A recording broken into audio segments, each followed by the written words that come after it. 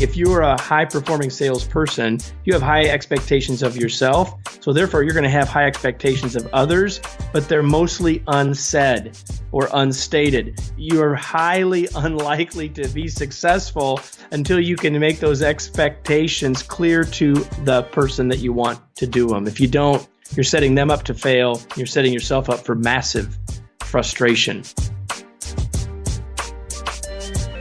When we get on the phone with someone where, I don't want to take much of your time. So the call is quick and to the point. And there's certainly a time and a place for calls to be transactional. But if we're leading a team of folks who aren't around us, if everything becomes transactional, there's never any chance to build the richness of the relationship that builds the loyalty, that builds the clarity and all those other things. Masters, welcome back. Episode number 117.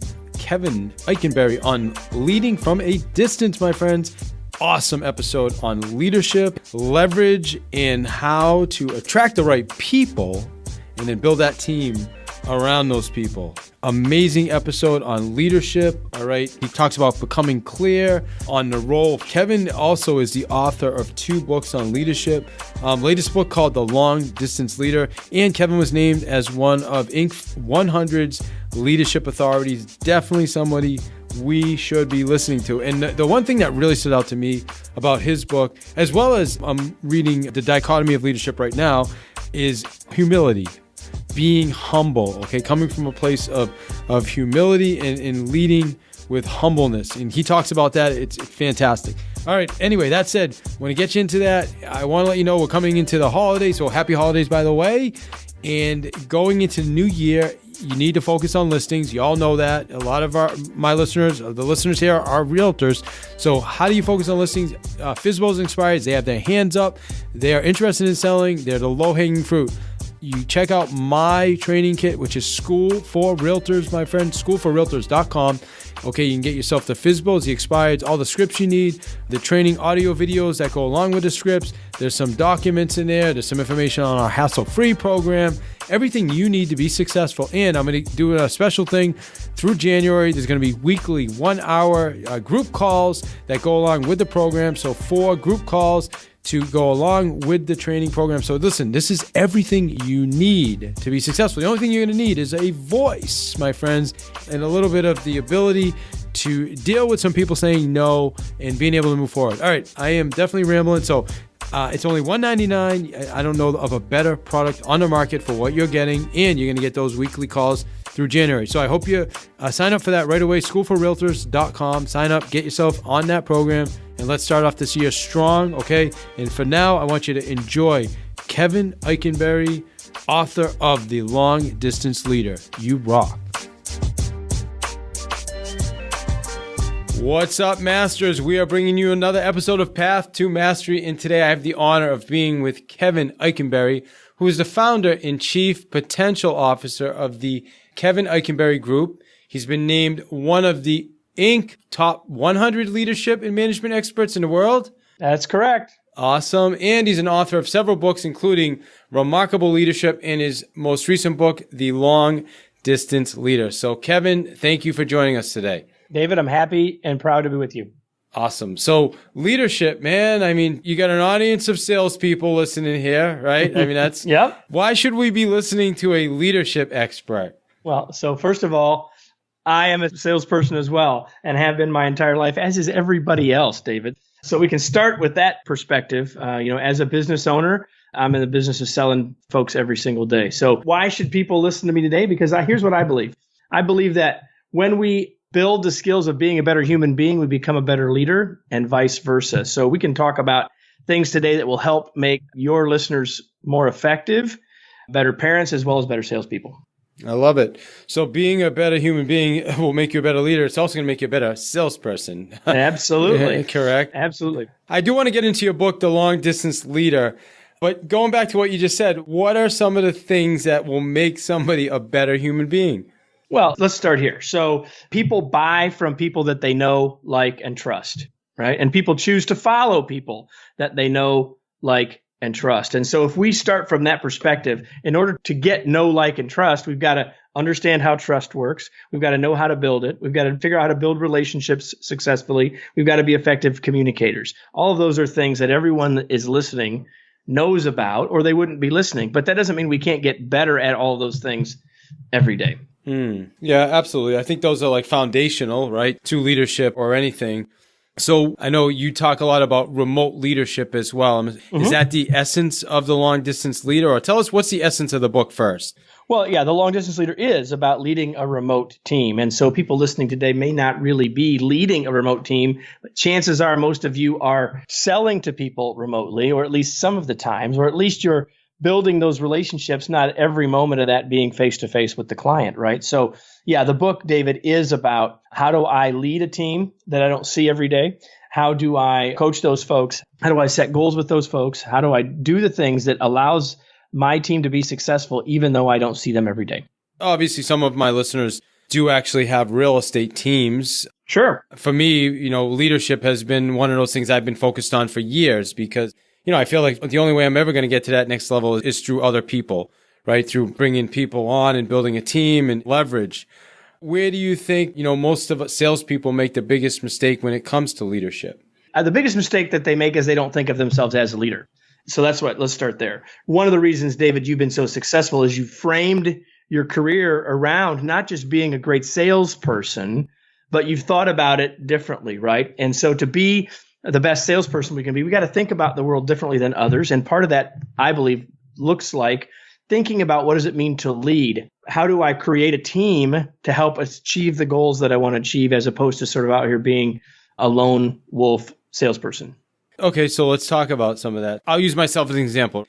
I closed 40 transactions myself. Okay, I want to get to the next level. The only way I'm going to be able to do that is by bringing talent on my team or bringing people on my team, right? Hopefully the talent. But in the beginning, I personally had a lot of struggles because I hired people and didn't hire the right people. And, then they left or they burnt out because they were the wrong person for the job, maybe the right role, wrong person. Where does all that play into it?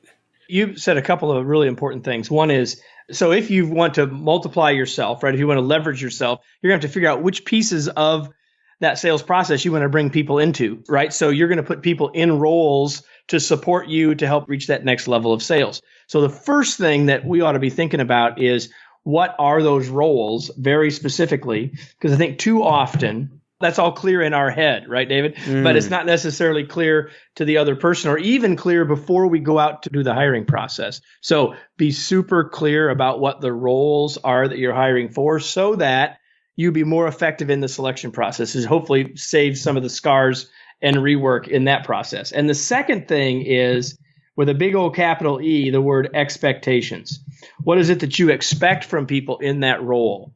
Now, for those of you listening, if you're a high-performing salesperson, you have high expectations of yourself. So therefore, you're going to have high expectations of others, but they're mostly unsaid or unstated. You're highly unlikely to be successful until you can make those expectations clear to the person that you want to do them. If you don't, you're setting them up to fail. You're setting yourself up for massive frustration. So I would say the first two things, if we're going to start there, David, the first two things are be really clear on the role that you want people to play so that you can be better at attracting and finding the right person. And then secondly, be exceptionally clear on what you expect. And what you expect has to be mutually understood. So it can't be just in your own head or even stated to them once. Probably needs to be written down, and it probably needs to be shared with them in a way so that they understand, what does success look like here? If I'm going to come to work for you, I need to know what you expect. How can I be successful? And if I know how I can be successful, we've talked about that, and that's how the benchmark is set by you, then chances are you're going to be happy too. Got it. So number one, be clear on the role. So what am I looking for, right? It's not just clear for them. I think the first step, Kevin, is clear in my own mind, right? Absolutely. Absolutely. It's not just like, man, I need help. Let me go find somebody. What part of the sales pipeline, if you want to use that frame, do I need help in? Do I need help setting appointments? Do I need help here? Where do I need help? And so let's be clear about what that is. What are your best practices? What are your expectations about that? So it's got to be clear in your head so that you can get it clear in their head. Absolutely right. So how does somebody know what they need help in? Is there a process for that? What does that look like? That's going to really depend based on who you are as a salesperson. If you're wanting to build a team that is going to work with you, you have to say, where are my strengths? Where do I want to spend my time in the sales process?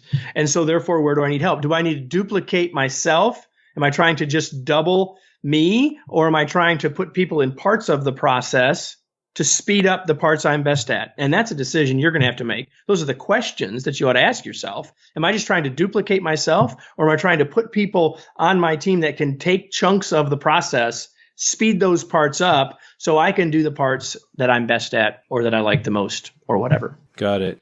Yeah, and I'm guessing there's probably some people listening that might think they're just great at everything, and they just don't even realize that there's probably some things that they're better at than others, right?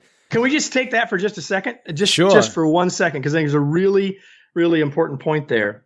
So, David, are you a basketball fan? I am. All right. So who's the best basketball player ever? Michael Jordan, of course. Okay. You and I are roughly the same age, so I figured that's who you'd say, right? So anyone listening would agree, if you're a basketball fan, that he's one of the best ever, right? So was Jordan the best passer ever? No, I would say Was he the best dribbler ever? Probably not. He could dribble, but I don't know if he was the best. He could dribble, exactly. Though. Yeah.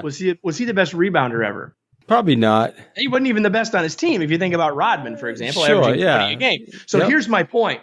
My point is this. We would all say, hey, he's one of the best players ever. And yet we would also say that dribbling, passing, and rebounding are critical basketball skills. So the reason that we say he's the best is because of a bunch of other stuff, like among the best shooters, among the most athletic, among the most competitive, among the best defensive players, among the best at getting those around him to be better, right? So those are why we think he's great. But here's the thing. Being a world-class salesperson is no different than that. Doesn't mean to be world-class that you have to be, or even that you are the best at all the pieces. So to your point, David, I think I'm pretty good at all of it. The reality is you're better at some of it than others. And so if you can figure out where you're best and focus there, see what world-class performers, whether it's athletes, musicians, artists, doesn't matter. What they do is they have a pretty clear picture about what they're best at and what they're not quite as good at. And they work on both. They don't ignore the strengths and only work on dribbling. Like if all Jordan did was work on dribbling, everything else would atrophy, right? And he wouldn't have been as great as he was. He recognized what he was best at, worked on those things, didn't ignore the others, right? Got better at assists later in his career than he was early in his career, probably became a better passer, didn't try to redefine himself as a passer, however, right? So it's a strengths and weaknesses conversation. So the thing I would say to everybody listening is, if you're in that spot of wanting to build a team now, moving from being yourself to building a team, think about, where am I best? It probably means you got to ask someone besides just yourself. Yeah. It also means that you ought to listen to that, right? You also want to think about, what part of it do I like the most, right? Do I get the most energy or juice from? Think about those things on the front end. And don't delude yourself, say, well, I'm the best at all of it. Because first of all, if you say that, you're probably wrong. And second of all, then if you try to duplicate yourself, you're really setting yourself up to fail. Why don't we look to find people that provide greater strengths where we're not quite as strong or we're not quite as interested? Exactly. Right? As a way. That's an awfully good way to start that process of thinking about getting clarity on role, David. And then once we've got that, then we can start talking about expectations. What is it that it really is going to look like once you're here? And how can I support you to be successful? Yeah, I love that. A lot there. That was really, really good stuff. And I love too the part about, talking to someone else and saying, hey, what do you think? What do you see as maybe some of my strengths? And also I'd love to share with me what you see as some of my weaknesses. Absolutely. So as a human being, we are not very good at being self-aware. I mean, all the research would prove that to us, that we've got blind spots. And there are some people listening that maybe are better at some things than they give themselves credit for, as well as some people that maybe think they're, good at all of it, right? To your earlier point. And so in both cases, getting some input, getting some feedback, getting some insight from others is going to be really helpful to help you in that process. All right. You're clear on the role. You're finding some talent, some candidates for the role. Then you're setting expectations. Yep, absolutely. All right. So what's next? Well, so the next thing we've got to do is we've got to recognize that now that we're bringing them on the team, we have a new hat we have to wear. We can't just go, oh, I've hired them. Now I can wash my hands of that and go back to selling, right? I have to realize that now I have a responsibility to help this person be successful, which means I'm going to have to do some coaching. I'm going to have to make sure that they have the resources that they need. I'm going to make sure that we have processes in place so that they can be successful. Well, hold on. I'm a salesperson. I don't have time to stop selling and do all that stuff. And you're right. And that's exactly why I said it. And so I think it's equally valuable to ask yourself that question. If you're thinking about building a team, you need to go into it with open eyes. If the joking statement that you just made is really where you feel, Mr. or Miss Listener, then maybe now is not the time for you to build a team. Because if you can't support them and recognize, I have to invest in that before I get the return of the overall income change, sales changes, et cetera. And if that's not where your head is, that's not bad. That's just a decision that you need to make. Because if you get to this point in the process of saying, I want to do it, figuring out the roles, setting expectations, then you want to go back to what you were doing before, you're going to fail. And so you might as well be clear about that before you get started. You don't have to build a team, right? But if you choose to, these are the things you're going to have to think about. And you're going to have to do more than just sell. Because if you don't, you're not going to be successful. Yeah, absolutely. Yeah, and a lot of it you talked about is nurturing. You bring someone on. I feel like that's a big mistake I made in the past. Personally, when I first started hiring people, I just bring them on and, okay, get to work. And somehow they were supposed to figure out what to do on their own. Yeah. And that didn't go so well. No, it didn't go well at all. It went terrible, as a matter of fact. And, obviously now we have some systems in place. We have job descriptions. We have roles. When we bring someone on, there's a 90-day training program. There's stuff like that obviously is going to help. But even that all the time doesn't work out. Yeah, well, that's right. So you used a really important word there you used that we hadn't said yet, and that's the word systems. And when I think of system, someone told me once that the letters in the word system stand for save yourself time, energy, and money. And I think that if you have a system, that will happen. If you're really building your team for the first time, you get the clear roles, you try to put the right person in the job, and you have clear expectations, you won't have all those systems. But that should be the goal that you're heading towards. Because the more of those systems and processes that you have in place, if you've got the right person with clarity on their role and their expectations and clear goals, the more that the systems will help them be successful. You can never just ignore people, nor would you want to, but systems can help overcome some of the challenges that we're talking about for sure. Masters, hey, don't worry. I'm going to get you right back to the show. I want to give you a couple quick opportunities. First off, if you love podcasts, which I'm guessing you do since you're listening to this one, you're going to love audiobooks. And Audible is the largest source of audiobooks out there. So you can get yourself a free copy of an audiobook. Here's what I would recommend. The Dichotomy of Leadership by Jocko Willink and Leif Babin. It is amazing, my friends. Awesome book. Okay, that's my recommendation. Go get anyone you like. All you need to do is go to davidsfreebook.com. davidsfreebook.com. Get yourself a free Audible download. Okay, free. You keep it for free, all right? The second opportunity is my Fizbone Expired Training Kit. It's called School for Realtors. Listen, doesn't matter where we are in the new year right now, based on when this was recorded, we're going into the new year. So what a better way to start a year than listing for sale by owner expireds that have their hands up. But it doesn't matter what time you're listening to this, because there's always for sale by owners and expired sellers. Even if you're in a shifting market, there's always for sale by owner and expired sellers. So for $199, you have everything you need to be successful listing for sale by owner and expired sellers. This is your complete kit, my friends. Schoolforrealtors.com. Check it out. Listen, you rock. Schoolforrealtors.com. Back to the show. Enjoy. Yeah, so let's shift gears a little bit now. It seems like we've probably been talking more about having like an employee on site, and we'll talk about somebody that's going to be remote. Are you using the same strategies with somebody that's a remote employee, or is it a little easier? What does that look like? Well, I would say in most cases, it's probably harder, right? So if you think about the difference between maintaining a relationship with someone that's next door versus maintaining a relationship with someone who's across the country, there are differences, right? So I think the basic steps, David, that we've talked about having clear picture about what the job is, about what the goals are, about what the expectations are absolutely the same, whether people are down the hall or across town or across the country. The key for us in leading a team that's remote is we have to be even more intentional about making sure that we're helping people be successful and giving them what they need and providing them input and feedback The other thing we have to do is make these expectations even clearer, if that's possible. Because now, David, I got to not only let you know what it is I expect of you in the job, but we have to have a clear set of expectations about how we're going to communicate, when we're going to communicate. We got to do more than just send each other email, almost for sure, or it's not going to probably work. If any of you have ever been in an email conversation that went more than about 3 or 4 emails, you know that they start to go sideways, right? So we got to think about using more than the obvious tool, perhaps, of email. Or I'm going to lead via text message, right? That's probably not going to work very well. So we've got to be really clear not only about what the work is, but how we're going to do it and how we're going to communicate, how we're going to stay connected. So David, my team is spread out across the United States, and it's only really twice a year that we're all together, and that happens to be next week. And so a lot of time spent making sure that that time that we're together is going to be best used, but also a lot of time spent by me, even as I'm traveling and even as most of my team, and I'm in the office today, but even as most of my team is not, like every day I've got to be thinking about what do I need to be doing to support those team members? How am I helping them reach their goals? Because if they're reaching their goals, then we're reaching our organizational goals as well, right? So out of sight is most likely out of mind, right? And that's not going to work very well. So the basic tenets of leadership don't change when folks aren't together. But the nuances and being more intentional about how we go about it are significant and make a big difference. So how many people on your team? I have 13 people currently on my team, only 2 of which show up at this office every day.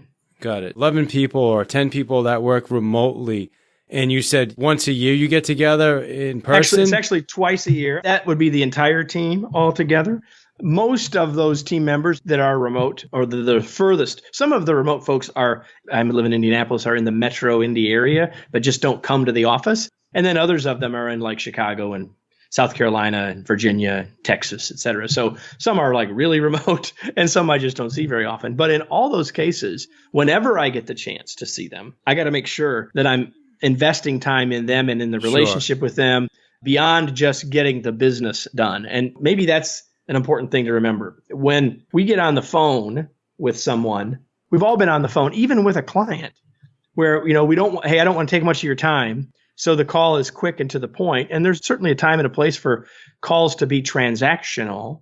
But if we're leading a team of folks who aren't around us, if everything becomes transactional, there's never any chance to build the richness of the relationship that builds the loyalty, that builds the clarity and all those other things, right? So we have to make sure that we're moving past the transactional communication and making sure that we're really creating the space and the opportunity for people to ask the questions that they have, to get the help that they need, and for us to make sure that the goals that we have are completely clear with them.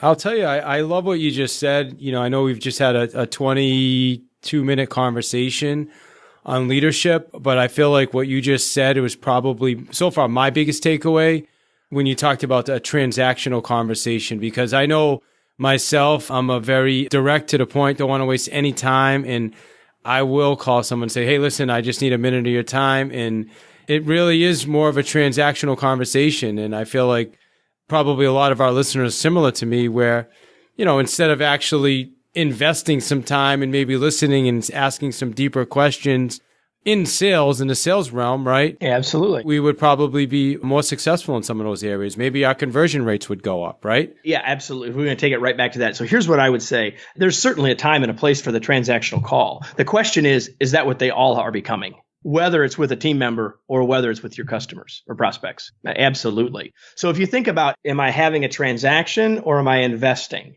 And so you might want to think about, how do I make sure that I'm getting more investment, at least out of some of those client interactions? Be to your advantage.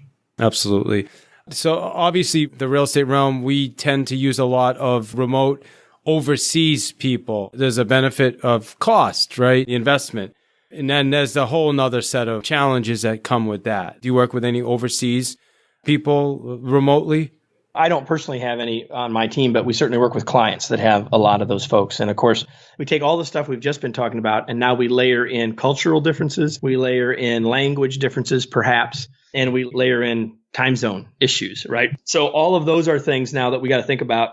And again, I'll go back to that word of being intentional. If we think about this person is a member of my team and they're representing me and they're helping us to reach our goals, then I need to be intentional about making sure that they really feel like a part of the team, that they really have the resources to be successful. And I'm not just sort of letting them sort of do their thing and leaving them alone and hoping, right? There's an awful lot of hoping that goes on with folks, when if we would invest a little bit more, be a little bit more intentional, and be a little bit more flexible, perhaps on when we have calls with them. If we've got massive time differences, I've got a call later on this evening with a potential client in Australia. So 14 hours time difference between us. We got to think about how we're going to manage that so that it works for both parties, right? And that's what you may need to do with those remote folks who are overseas somewhere as well. How frequently are you meeting with your people? I know not in person, but a phone conversation, or maybe it's a Zoom call or something like that. Yeah, so two things. First of all, it depends on the person. It depends on what their role is and what their development is with the organization, how successful they are, where they're at in their process.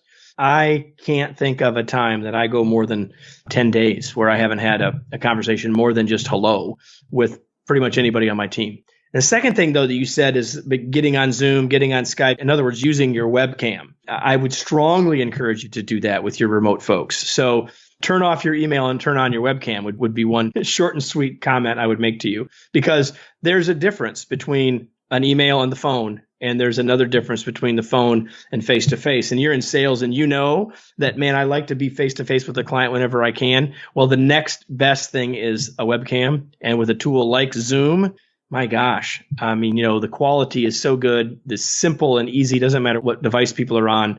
And I'd strongly encourage you to be using that in your sales process as well as with your team members. Love it. All right. What questions did I not ask you that I probably should have asked? Well, that's always a good question. And by the way, that's a good question to ask your team members. Hey, so here's 2 questions to ask your team members. What do you need that we haven't talked about? And what can I do for you? In other words, a lot of times leaders will make sure they're giving feedback to their team, but they're not asking for feedback in return. So whenever I'm in a one-on-one with someone, before we finish, I'll say, what do I need to do? How can I help? Give me some feedback about what's working and what's not. So those would be 2 questions to always ask your team members. I don't know, David, if there's anything else specifically. I would say it's certainly been a pleasure to be with you. And if people are interested in thinking about the remote piece of their work, the book is really about leading. It's called The Long Distance Leader. People can go to longdistanceleaderbook.com and learn more about the book, figure out how to get a copy. Of course, you can get it on Amazon and everywhere else fine books are sold. But if you go to longdistanceleaderbook.com, you can get some special bonuses. If you order your book, follow the process there. There's some free stuff, including a sample chapter right there on longdistanceleaderbook.com. Awesome. So for the people listening now, let's say, okay, they're maybe individual salespeople. They want to start building a team. We talked about a lot today. Well, if we broke it down to, okay, there's one thing I want you to do right now to start this, what would that be?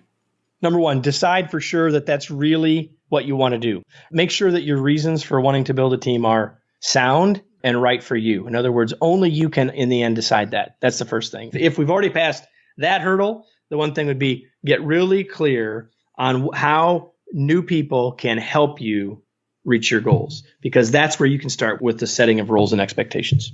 Love it, man. Is your book on Audible by chance? It is on Audible. It's Sweet. On Audible. It's on ebook and everything else. Again, longdistanceleaderbook.com, or just search for The Long Distance Leader Rules for Remarkable Remote Leadership. Love it. And the final question on the podcast, Kevin, is what would our listeners, on their path to leadership mastery, what do you want them to take from this interview today? Well, maybe the overarching principle, David, of everything that we've talked about, although I haven't actually said it, would be this, that to be an effective leader means that we must focus on others and not ourselves. In other words, we need to focus more on the outcomes we're trying to achieve and the folks that are helping us achieve it, outcomes and other people, more than ourselves. And if we're able to get out of ourselves and into those 2 things, we have a much better chance of being a successful leader. Excellent, man. Excellent. Appreciate that. All right, Kevin. Hey, thank you, man. That was awesome. I appreciate your time. That was really good. It was my pleasure. Thanks for having me. Masters, if you know me, you know health and nutrition is number 1. And that's why I'm an advisor for Advocare products. Listen, in my opinion, these are the best products on the planet, guys. You get what you're supposed to get, right? I use the products for health. I use the products for energy. I use the products for wellness. So we have all the different lines from Spark, starting your day with a great energy shot, all the way to pre-workout. It's whatever your goals are, right? It's whatever your goals are. You can check out the products at www.livelongersmarter.com. That's my website. or reach out to me. I'd love to have a 30-minute or, anywhere from 15 to 30-minute conversation with you, just talking about your health and nutrition goals and what I can do to help you achieve those goals. So again, products, energy line, or wellness line, whether it's joints, you're getting up there in the age, you just want to take care of yourself. I'll tell you, one of the greatest compliments I get is people, you say, wow, you look amazing. I cannot believe you are the age you are. Weight loss. I've helped lots of people, guys, lose weight, not just lose it, but keep it off with the products. And the cool thing is, I'd say 75% of the people who start with our products, they continue using our products even after they initially tried them, which has been amazing. And strength, if you're into bodybuilding, then hey, Rich Fronin, okay? I don't know if you know who Rich Fronin is. He's an advocate for AdvoCare as well. So amazing products. You can see us. We're featured on NASCAR, professional soccer, college basketball, college football, Men's Health magazine last month. These are the real deal, guys. LiveLongerSmarter.com is the website, or reach out to me if you, like I said, if you want to have a personal conversation with me, just send me an email. In the subject line, just put AdvoCare products, and I'd love, like I said, schedule a 15 to 30-minute call with you to talk about your health and nutrition goals. Guys, you rock. Live longer, smarter. And as Gary Keller eloquently said, if you don't take care of your body, where are you gonna live? You rock.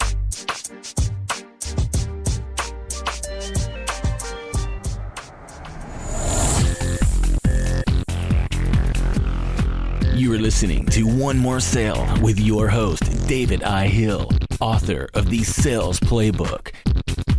Get your copy at www.thesalesplaybook.net.